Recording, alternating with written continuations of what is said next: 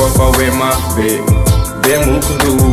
be sitrapo de tsy nanisy lanjany anao ao Jeso nefa ny fiainako tsy mandeha ho azy fanevitra ny tena kofa hoe mafy be mokolo be sitrapo de tsy nanisy lanjany anao ao Jeso sapako afatisy toko noho ny fitiavako mihira de lasa mpanakanto ny tombony mpakafy de lasa nanakambo tsy haiko tsony manavaka ny alasy ny atoandro de mbola ataoko ny alahady ny fanaoko andavanandro lasa tsy nafohy fotoana ho anao intsony nefa mba notazaina tao anaty finoana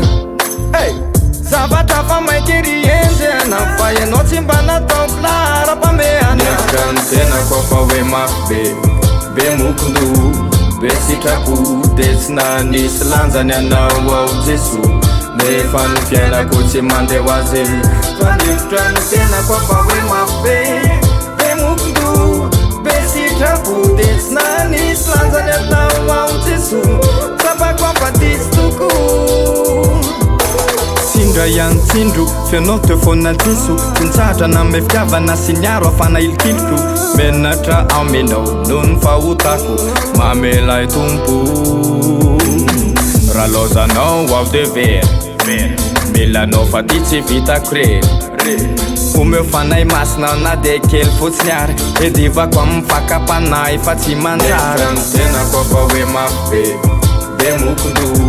be sitrapo de tsy nanisy lanjany anao ao Jeso nefa ny fiainako tsy mandeha ho azy fanevitra ny tena kofa hoe mafy be mokolo be sitrapo de tsy nanisy lanjany anao ao Jeso sapako afatisy toko hoatsika rehetra zay manaiky fa mahery Kristy andao iaraky venso amiko amity iry ty zavatra tsotro ty ideratsika azy ataovy mafy ny feo anao amizay izy korata ataovy Jeso Kristy Jeso Kristy Jeso Kristy zanak'Andriamanitra Jeso Kristy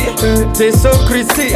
manana anao zay tsy mahantra averina Jeso Kristy Jeso Kristy Jeso Kristy zanak'Andriamanitra Jeso Kristy Jeso Kristy manana anao zay tsy mahantra nevitra ny tena kofa hoe mafy be mokolo